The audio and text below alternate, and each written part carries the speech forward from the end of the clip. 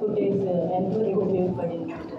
చాలా వరకు ఉపయోగపడింది. సీసీ ఫుటేజ్ వల్లే అసలు ఎవరు చేశారు ఇది అనేది మనకి ఫస్ట్ లీడ్ వచ్చింది సీసీ ఫుటేజ్ వల్లే.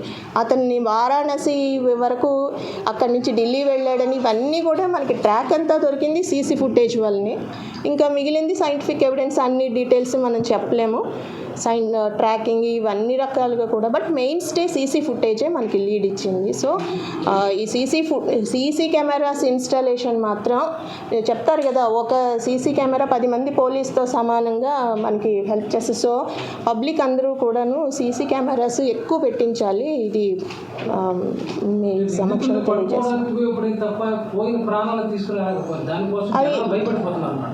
ప్రతి ఒక్కరికి రోజు ఆదిలో ప్రతి ఒక్క పట్టపగలు కూడా తాళాలు వేసుకొని ఎవరో బంధువులు తెప్పించుకొని ఒక కాపాడాలని పరిస్థితి. దీని మీద ప్రజల్లో ఏమైనా అవగాహన కల్పించడానికి ఏమైనా? అదేనండి, మరి మనం ఎవరిని ఇంట్లోకి రానిస్తాము, అది మనం కూడా కొంచెం హద్దులు నిర్ణయించుకోవాలి. ఎటువంటి వ్యక్తులతో మనకి పరిచయం ఉంది, వీళ్ళు మంచి వాళ్ళ కాదు, ఇంట్లోకి రానివ్వవచ్చా లేదా, ఇట్లాంటి మనం పబ్లిక్ కూడా ప్రికాషన్స్ తీసుకోవాలి.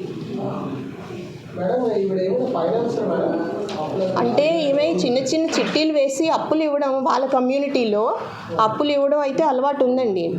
ఇప్పుడు తెచ్చి పెట్టుకున్న డబ్బు కూడా ఒక పర్సన్ చిట్టి పాడుకుంటారు కదా, ఒక పర్సన్కి వచ్చింది, అది అతనికి ఇవ్వటానికని ఈమె బ్యాంకు నుంచి డ్రా చేసి తెచ్చి పెట్టుకునే డబ్బు, దానిని అనుకోకుండా ఈ హంతకుడు రావడం, ఆ డబ్బు కోసమే ఆమెను హత్య చేయడం, ఇవన్నీ జరిగిపోయినాయి.